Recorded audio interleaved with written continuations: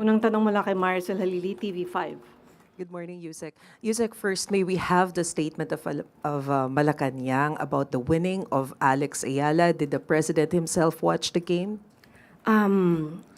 Nung nakaraang araw ay tinanong ko kung pinanood niya yung ibang laro ng Pangulo. Ang sabi po sa atin,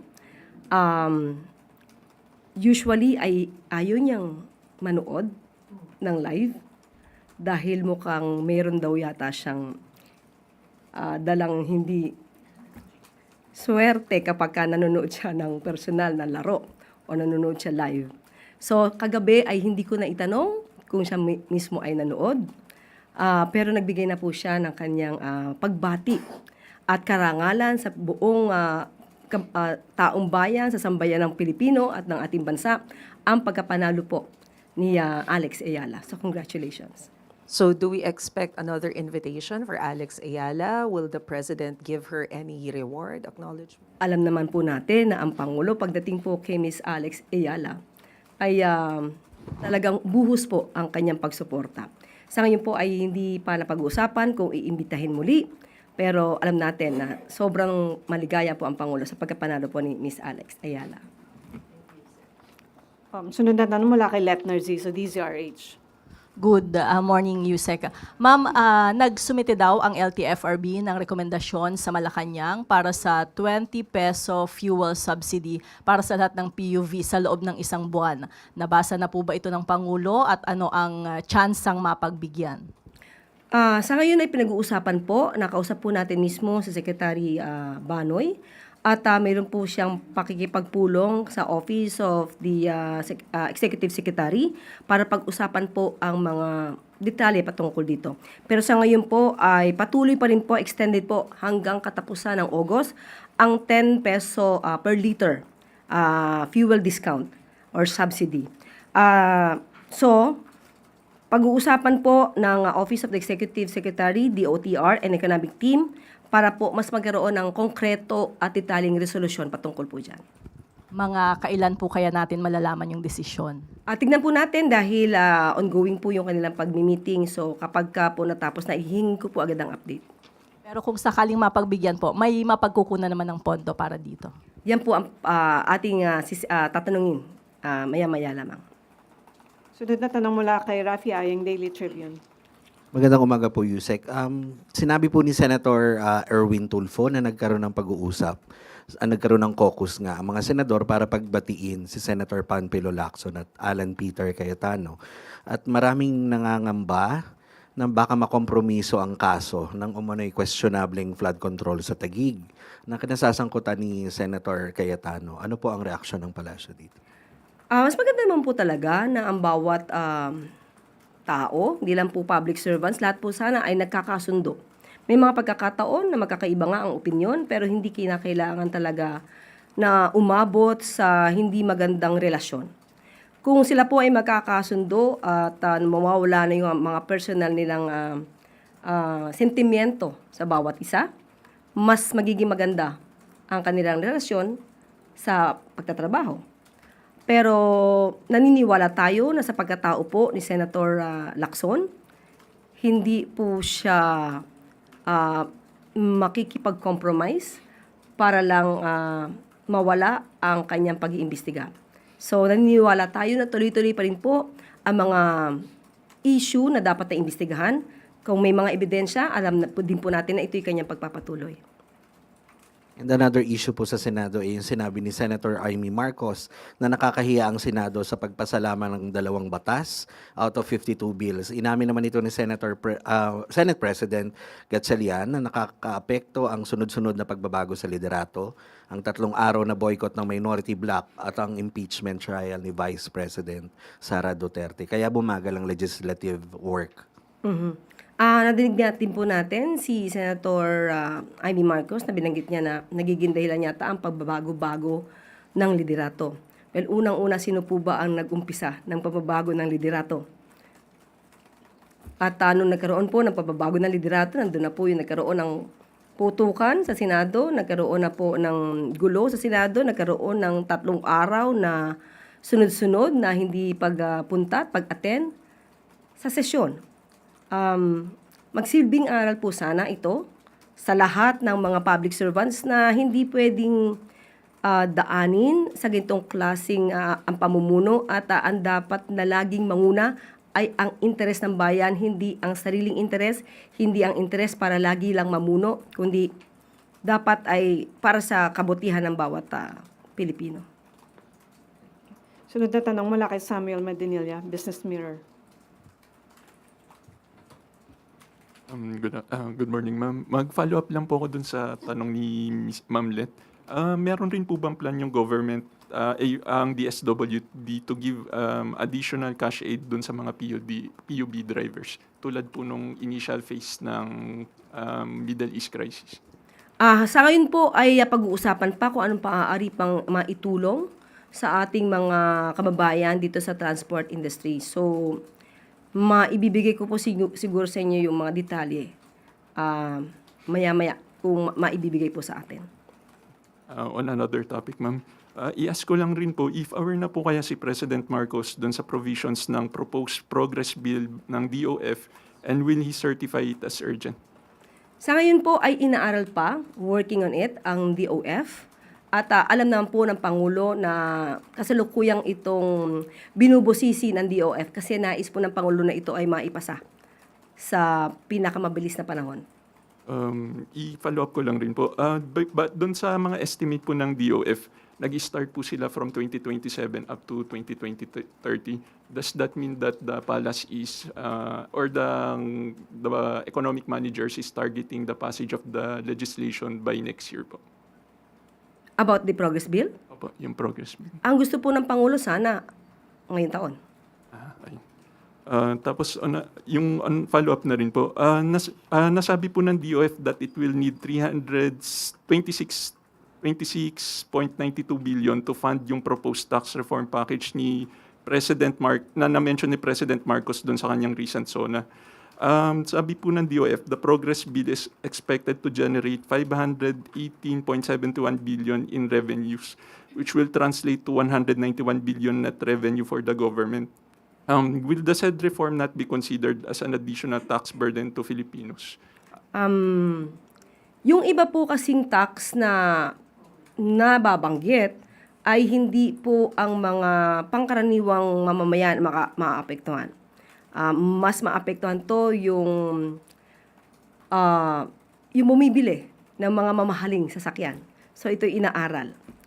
So hindi naman po yung mga middle income ang usually maaapektuhan ng mga binabalak po na mga tax reforms. Paano po ma'am yung proposed na tax on sugary drinks, single-use plastics, at saka yung vape po, hindi naman po pang mahirap. Pero yung tax on sugary drinks and sa single-use plastic. Ito naman po ay may patungkol sa kalusugan. Mas maganda nga po maiwasan kung tayo po ay laging magkukonsume ng napakatamis na mga kakanin or pagkain or inumin. Thank you po ma'am. Wala nang tanong mula sa Malacanang PESCOR. Salamat. Balik sa iyo, Yusek Claire. Ay, may regional questions. Mula sa Bicol Region, ang unang tanong mula kay Michael Garcia ng Victory Digital Broadcasting, RK 96.5. Karamihan po sa mga social protection programs at ayuda ng gobyerno ay nakatutok sa mga pinakamahirap. Ngunit paano naman po ang ating lower, middle hanggang middle class na mga manggagawa na siyang pumapasan ng malaking buwis sa kanilang sahod, ngunit walang natatanggap na direktang subsidiya sa gitna ng matinding inflation? May binabalangkas po ba ang administrasyon na direktang tulong or tax relief para sa kanila? Actually, kahit wala pa po itong mga tax reforms na naisin ng Pangulo, ay nabibinipisyohan din naman po ang karamihan sa ating mga kababayan na nandito sa middle class. Nandiyan po yung tinatawag nating zero balance billing. Kapag ka po naman ay nagko-commute gamit ang LRT, MRT, ay nagkakaroon din po ng mga discounts. Pero maliban po dyan, ito po ang pinakamalaking naging issue at naging topic ng ating Pangulo during SONA nitong nakaraang July. Nandiyan po ang balak na pagbaba ng electricity cost. Ito nga pong tax reforms, tax relief and incentives, kasama na yung expanded healthcare benefits at ang faster medical financial assistance. At lahat po ng mga programa na nais ng Pangulo na maipatupad ay makikita po sa website ng Pangulo, www.pbbm.com.ph. So, mas maaari pong makita dito ang mga naisin para makita ang buong programa ng Pangulo para sa mga middle class. Sunod na tanong mula kay Jay Primo ng Wow Smile Radio 99.9 FM. Maganda po ang adhikain ni Pangulong Bongbong Marcos Jr. para sa implementasyon ng LGSF SCPF para sa mga bayan at mga kabataan dito sa Bicol Region. Pero paano po natin masisiguro na ito ay naibibigay ng tama sa mga tamang individual at tama ang mga proyekto para sa mga barangay? Nadinig po natin ang naisin ng Pangulo patungkol dito sa LGSF. Nakita din po natin ang mga pagbibigay ng mga bigas, pag-ayuda sa ating mga kababayan patungkol sa 10 kilo na bigas sa ating mga kababayan. Ito po ay nabanggit din po ni Mayor Leni Robredo ng Naga City na siya mismo ang nakakita at isa siya sa testigo na magsasabi na ang LGSF ay pangkalahatan. Walang pinipiling kulay po ito, walang pinipiling bayan, walang pinipiling lugar. Lahat po ng barangays, lahat po ng local government units ay mabibiyayaan po ng LGSF. So sa mga kababayan natin dyan, hanapin nyo na po sa inyong mga leaders, sa mga namumuno sa inyo, nasaan yung mga bigas na dapat na naipamigay sa pamamagitan po ng LGSF. At hindi po dapat na lamangan mismo ng mga namumuno ang kanilang mga constituents. Doon sa mga nakakatanggap po ng bigas, alam natin na may nagreklamo noong nakaraang linggo na kulang sa kilo. Kapag ka po may ganyan na nangyari, ipagbigay alam niya lang po sa amin. Dahil kami po mismo ang magko-call out, sisita, sa mga ganitong klaseng pananamantala.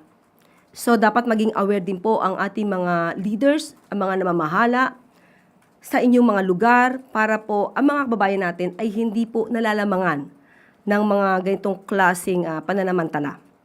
At wala pong bayad.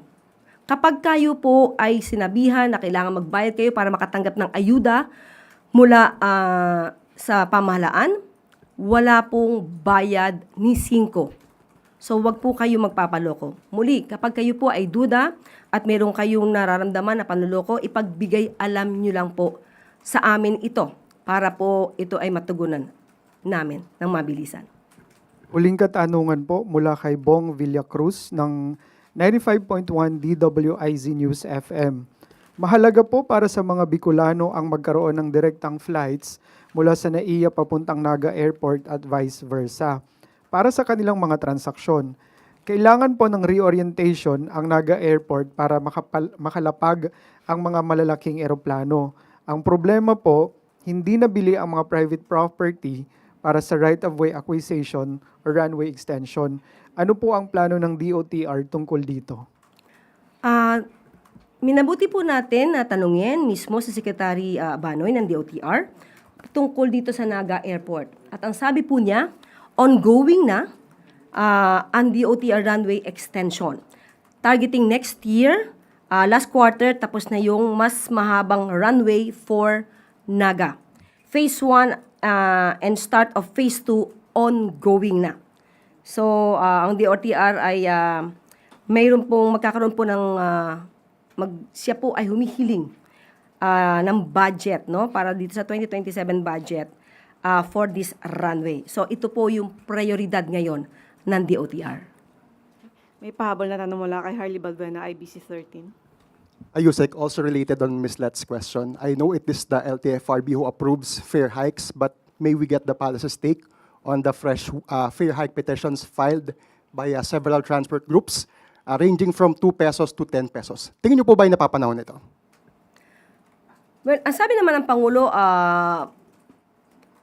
sana ay hindi makaapekto kung magkakaroon man ng pagtaas ng pamasahe o hindi magkakaroon ng taas ng pamasahe.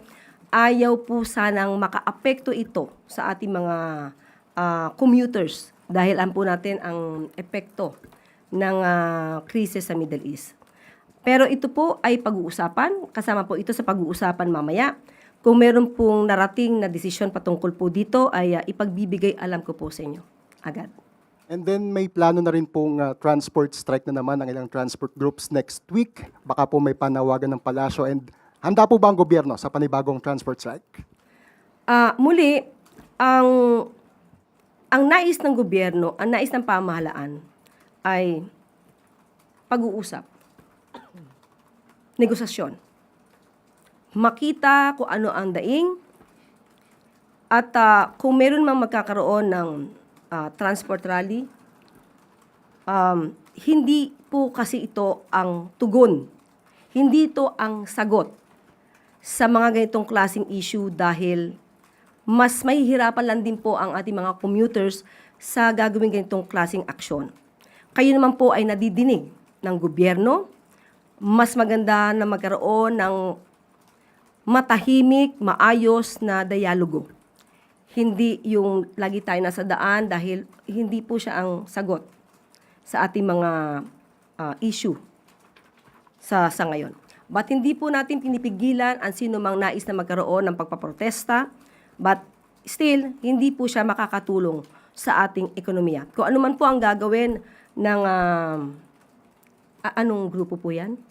Manibela. Na manibela, kung anong po ang nais na manibela, handa naman po tumugon ang ating pamahalaan para hindi naman po mahirapan ng ating mga commuter sa araw na ito ay kanilang gagawin.